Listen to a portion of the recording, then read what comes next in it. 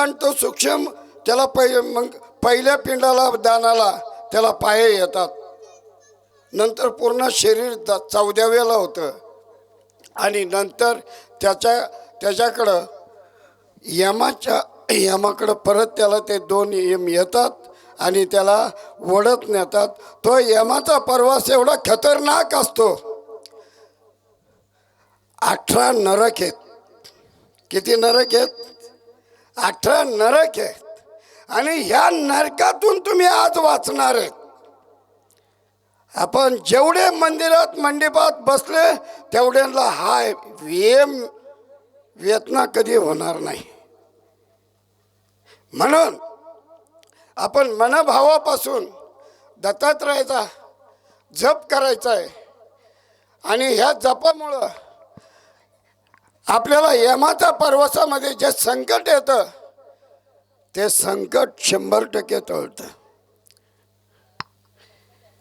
आणि मानवाचा हा जीवन एक खेळ आहे.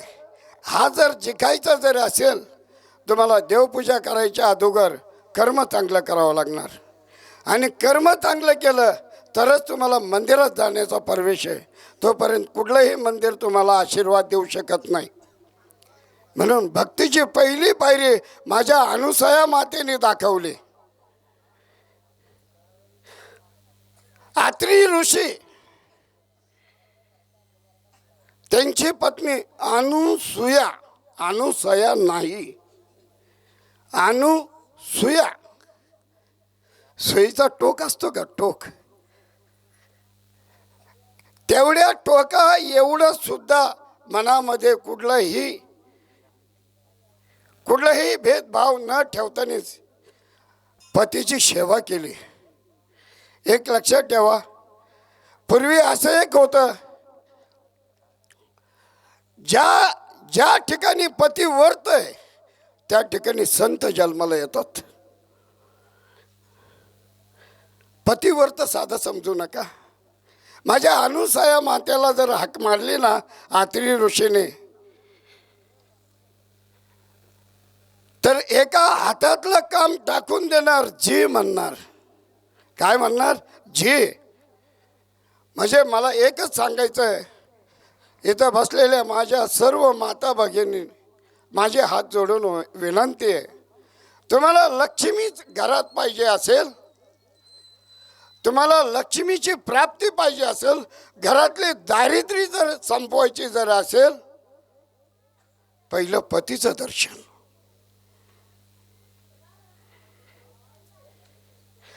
पहिलं पतीचं दर्शन. जुन्या काळामध्ये असा एक योग होता, सकाळी उठल्याच्या नंतर स्त्रीने आंघोळ केल्याच्या नंतर सूर्यनारायणाला जल अर्पण करायचे.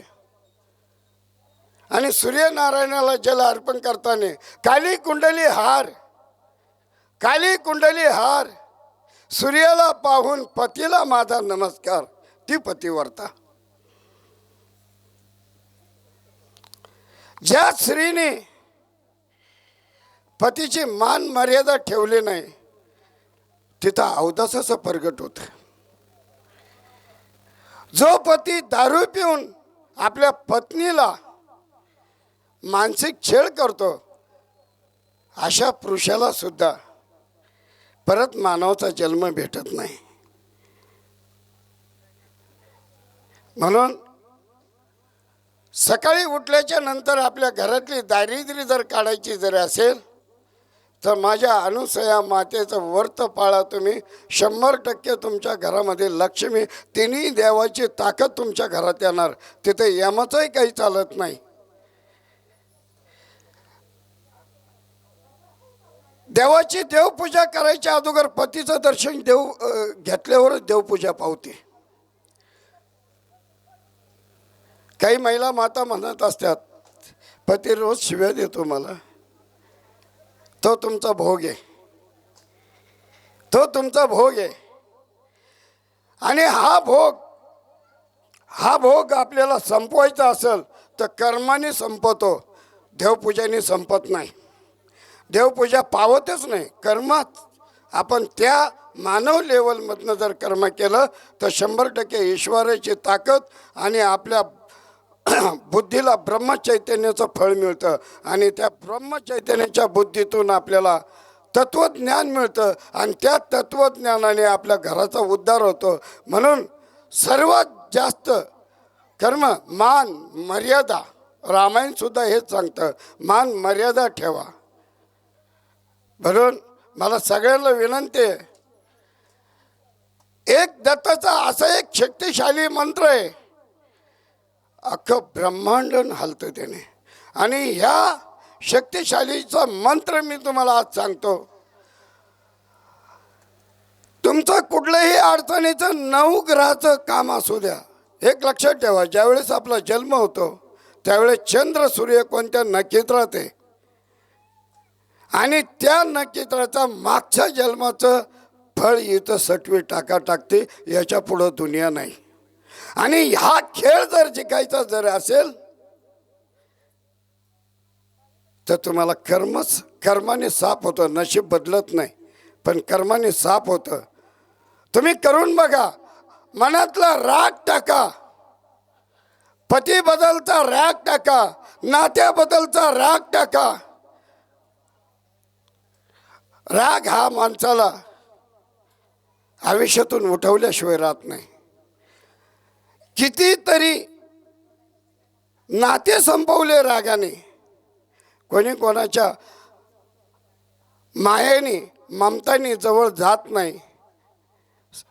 ज्यावेळेस आपण शब्दाने सुद्धा नाते जोपासले, वेलांटी बहिणे, उकार भाऊ आहे, मात्रा नवरा आहे, शब्द अक्षराचे आत्मा आहे त्याच्यात. म्हणून मला एवढंच सांगायचं आहे की आपण दत्तगड अस्वलांबा एक मंदिर असं आहे की ह्या ठिकाणी ज्यावेळेस मंदिराची उभारणी व्हायची होती त्यावेळेस भागवत मारुती ढाकणे आणि अंगद कांदे हा सगळा परिवार माझ्या कुठंतरी भेट झाली आणि या भेटीमध्ये मला ते म्हटले की महाराज आम्ही तुम्हाला जागा देऊ. पूर्ती दान देणं म्हणजे परशुरामासारखं काम.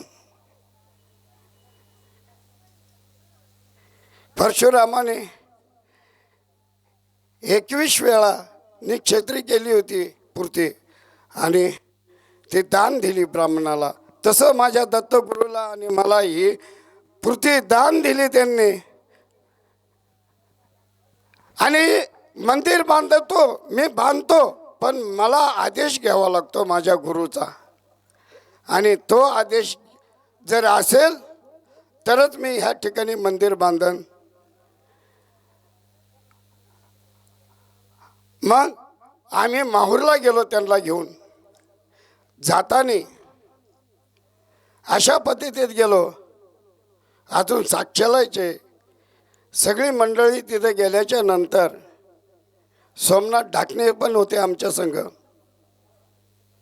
बालूदादा ढाकणेंचा मुलगा सोमनाथ ढाकणे ते पण होते आमच्या संग. परमेश्वर ढाकणे पण होते, अशोक नाना ढाकणे पण होते. ज्या वेळेस आम्ही गेलो बाहेर नाही भेटलो मी. ज्या ठिकाणी मला गुरु दीक्षा दिली होती 10 वर्ष माझ्या गुरुजवळ मी साधना केली त्या ठिकाणी मी त्यांना घेऊन गेलो आणि गुरुला विचारलं, ज्या संगतीने विरागे झाला मंदोदरीचा जडभास गेला, साक्षात परात्मा मजला भेटविला, विसरू कसा मी गुरुपादुकाला. संगोद पंते घरी आणले, अंगेची माते प्रब्रह्मा केले, प्रचंड तो बुदरवी उद्धारिले, विसरू कसा मी गुरुपादुकाला. चराचरी व्यापकता जयाची अखंडी भेटी मजला, तयाची परमपदी संगम पूर्ण झाला, विसरू कसा मी गुरुपादुकाला. काही मला सेवेनाचे झाले, तथापि त्याने मज उद्धारिले. आता तरी अर्पीन प्राण त्याला, विसरू कसा मी गुरुपादुकाला. जया वाणिता वाणिता वेदवाणी, म्हणे नित्य नित्य त्याला जे दुरोने. अंत पार नाही याच रूपाला, विसरू कसा मी गुरुपादुकाला. जो जीव साधूचा अंकित झाला, त्याचे ऐसे भार निरंजनाला. नारायण ब्रह्म दूर केला, विसरू कसा मी गुरुपादुकाला.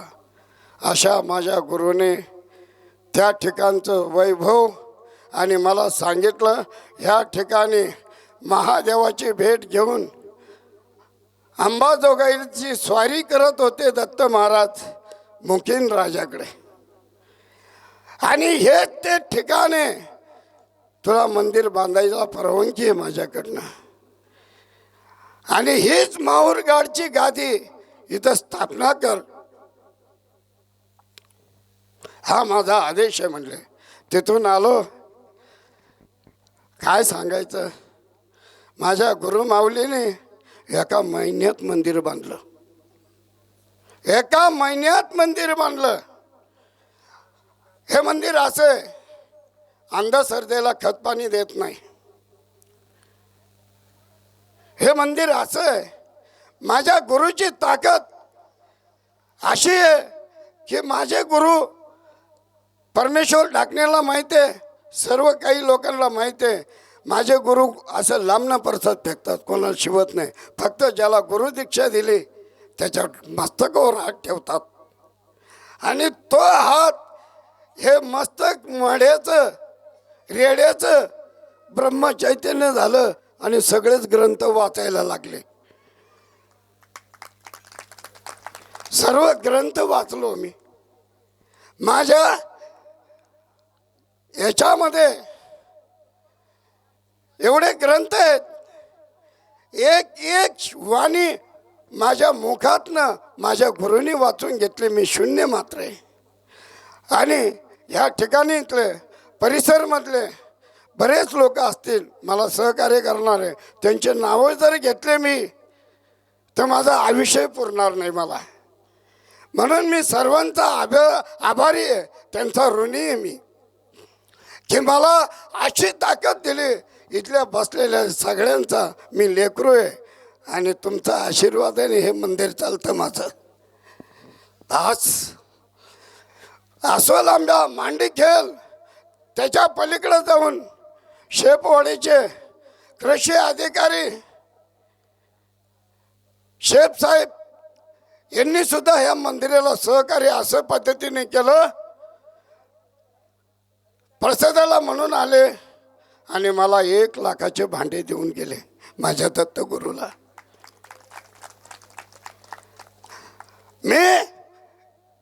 मी सगळ्यांसाठी भगवंताला मी अडाणी आणताय, पण माझ्या गुरुनी जी वाणी मला दिली त्यांच्या वाणीतनं बोलतो मी, माझ्या मुखातनं बोलत नाही. मी पामर आहे. अशी एक ताकद आहे की ह्या अस्वल आंब्याचं आणि मांडीखेलचं आणि इथं आलेल्या सर्व लोकांचं सोनं हो, असे मी पाठी 4ला फूल टाकलं आणि दिवे लावले 108,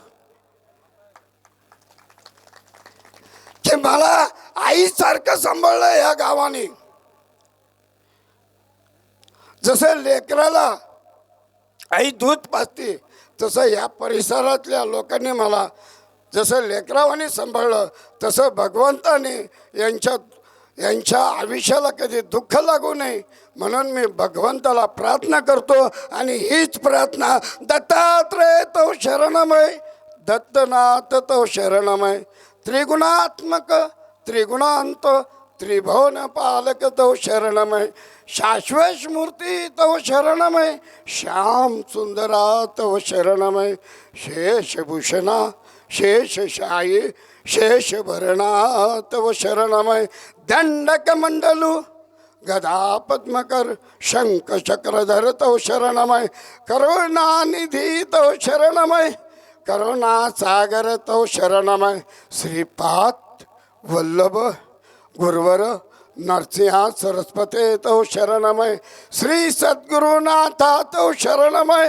श्री गुरुनाथा तव शरणमय कृष्णा संगमा तीरावरती वास भक्तवस्तला तव शरणमय फुलं वाटायला चालू करा वास भक्तवस्तला तव शरणमय कृपा स्मृती तव शरणमय कृपा कटाक्षा कृपा लोकना कृपा निधी प्रभु तव शरणमय कलांतिक तव शरणमय कलनाशना तव शरणमय पूर्णानंदा पूर्ण पुरुषा तव शरणमय जगतदीशा तव शरणमय जगतपालक तव शरणमय ऐश्वर्यंतारा तव शरणमय ऐश्वर्य तव शरणमय भक्त प्रिय वज्रम भद्रा प्रसन्न वक्रंता तव शरणमय दिगंबरा तव शरणमय दीन दया घन तव शरणमय दीनानाथ दीन दयाळे दिने द्वारे तव शरणमय तपस्मूर्ती तव शरणमय तेजो राशी तव शरणमय भक्त अनुग्रह भक्त प्रिय पतित द्वारे तव शरणमय निज नंदना तव शरणमय निज पददायक तव शरणमय नित्य निरंजन निराकार निराधार तव शरणमय चिंदाकार तव शरणमय चिंदात्मस्वरूपी सचितानंद चिस्कुंदा तव शरणमय आनंद स्मूर्ती तव शरणमय प्राणवातीत प्रेमवर्धना प्रकाश मूर्ती तव शरणमय नरसिंहा सरस्वते तव शरणमय विघ्नांतक तव शरणमय विघ्ननाशना तव शरणमय श्री गुरुदेव दत्तात्रेय तव शरणमय अवधूत चिंतन श्री गुरुदेव दत्त। हे बा फुल टाकण्याची वेळ झालेली आहे सर्वांनी मंडपात यायचं ह्या आरतीचे मानकरी ह्या ठिकाणी माझे सर्वात जास्त मंदिरावरचं कर्ज फेडणारे टीपी सर यांचे मी तर उपकार फेडू शकत नाही। ज्यावेळेस माझ्या मंदिराला कर्ज झालं होतं त्यावेळेस त्यांनी ना कुठला स्वार्थ साधून 1,65,000 रुपयाचं कर्जही फेडलं त्यांनी माझं। मंदिरातून मला बरेच सहकार्य केलं म्हणून मी अजून माझे आयुष्यात असे काही संगोपनामध्ये माझ्यात दानशूर माणसं आहेत ते माझ्या समोर बसलेले आहेत त्यांच्यासाठी सर्वांनी टाळे वाजवावं। आपल्या इथं ते आहे जाधव साहेब डायरेक्टर यांनी मला खूप सांभाळलं। गुरुपौर्णिमेचा प्रसाद यांचा असतो आपल्याकडं आणि असं काही पाऊस झाला भयंकर पाऊस झाला जनावराला खायला चारा सुद्धा नव्हता अशा ठिकाणी त्यांनी 10 ते 15 लाखाचं गोमातेला चारा दान केला। आणि एक लक्षात ठेवा जर यमपुरीतून तुम्हाला वाचवणारी फक्त गोमाता आहे माझी आणि अशा दान सुराला मी मनापासून अभिनंदन करतो आणि भगवंताला प्रार्थना करतो उदंड आयुष्य लाभो त्यांना आणि त्यांच्या परिवाराला चंद्र सूर्य असेपर्यंत त्यांना कधीच कमी पडणार नाही अशी माझ्या दत्त भगवंताला प्रार्थना करतो। श्री गुरुदेव दत्त। त्याच्या पलीकडे जाऊन जर बघितलं मी बरंच सांगितलं प्रदीप भैया नगर सदस्य यांनी सुद्धा मला अनेक वेळेस संकटातून बाहेर काढलं। अनेक वेळेस टीपी सरांनी सुद्धा आत्माराम कराड असतील सर्वांनी जी माया लावली ती माया सांगायला सुद्धा माझ्याकडे शब्द नाही म्हणून मी त्यांना सुद्धा भगवंताला माझ्या उदंड आयुष्य लाभो आणि माझ्या गावातल्या अस्वल आंब्यातल्या लोकांना सुद्धा सुंदर असं एक ऐश्वर्य प्राप्त मिळो की ह्या मांडिकेल आणि अस्वल आंब्याचं ह्या मंदिरापासून सोनं व्हावा एवढीच मी प्रार्थना करतो. श्री गुरुदेव दत्त. सगळ्यांनी जप करायचा आहे.